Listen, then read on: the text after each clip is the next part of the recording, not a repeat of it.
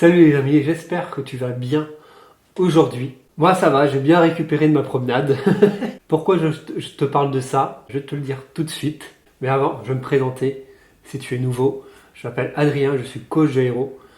J'aide les geeks et les otaku renfermés dans leur univers à reprendre confiance en eux justement, en utilisant justement leur univers comme une force. Aujourd'hui, lors de ma promenade, j'ai failli avoir une deuxième prune, c'est-à-dire avoir une deuxième amende, parce que j'en ai déjà eu une justement il y a 3-4 jours, parce que je m'étais promené trop loin quoi, en fait. Coquet pour la première fois, voilà, je dis je vais faire attention, voilà, une première fois. Mais là, ce matin, là, voilà, je n'étais pas éloigné justement.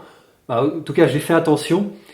Mais là, juste que je me suis promené trop longtemps et donc j'ai failli encore en avoir une deuxième. Et là, du coup, là, j'ai eu quand même une grosse montée d'angoisse et après de culpabilité parce que je me suis dit, heureusement que j'en ai pas eu encore une deuxième parce que j'allais encore avoir pas mal de soucis. Et c'est ça que je devrais te parler, c'est comment gérer la culpabilité, comment faire pour te sortir de là quand quand t'as fait comment une erreur, voilà, une faute et que tu commences à être dur avec toi-même. Alors la culpabilité déjà, qu'est-ce que c'est?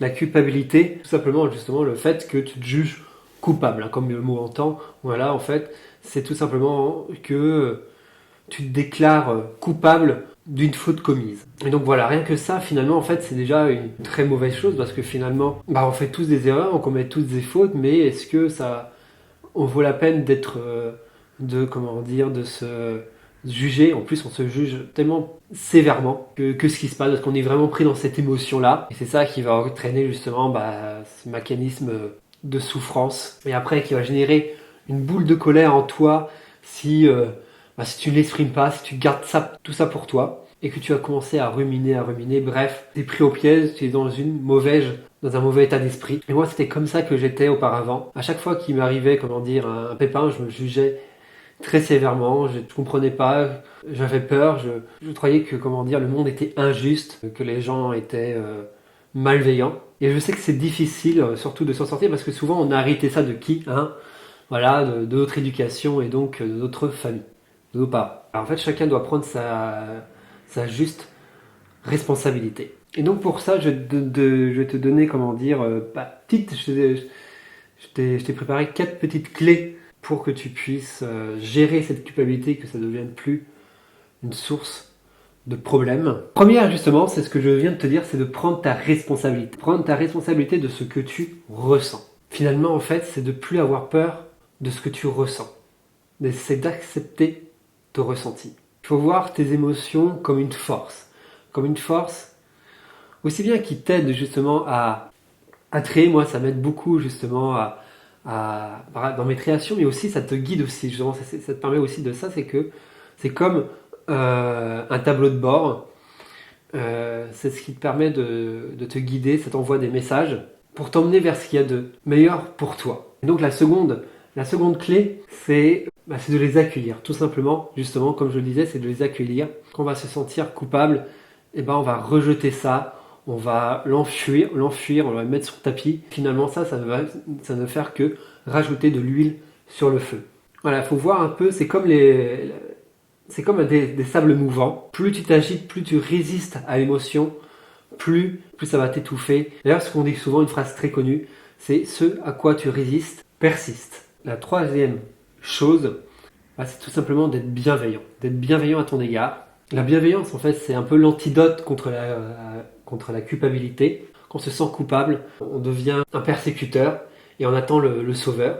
Bref, on est enfermé dans un schéma dans lequel on va toujours s'assurer en fait d'être perdant, de souffrir. Et la bienveillance, c'est ça qui va t'aider à déjouer ce mécanisme. Demande-toi, inspire-toi qu'est-ce que c'est que la bienveillance. Parce que souvent on dit que c'est bien la bienveillance, mais qu'est-ce que c'est? Surtout qu'on n'a pas d'exemple autour de soi, dans son environnement et tout, qu'on est dans un environnement qui n'est pas obligatoirement bienveillant. Donc voilà, on ne sait pas ce que ça veut dire concrètement. Moi, ce qui m'a inspiré, en premier lieu, justement, c'est les mangas. Certains personnages qui sont vraiment, qui font preuve de beaucoup de bienveillance, d'amour, de tendresse. Demande-toi comment ils se comporteraient et inspire-en toi. D'ailleurs, tu peux même te dire, qu'est-ce qui se dirait face à cette situation-là? Comment il réagirait?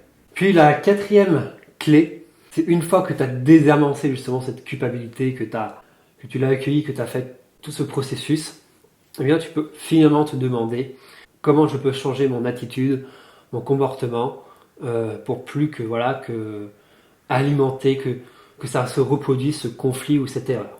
Parce que moi voilà, je faisais l'erreur de me demander, c'est de passer tout de suite à la quatrième étape, à la dernière étape, de me demander qu'est-ce que je dois changer, comment faire pour éviter ça et tout, mais tant que tu es dans l'émotion, eh bien, bah, ça fonctionnera pas.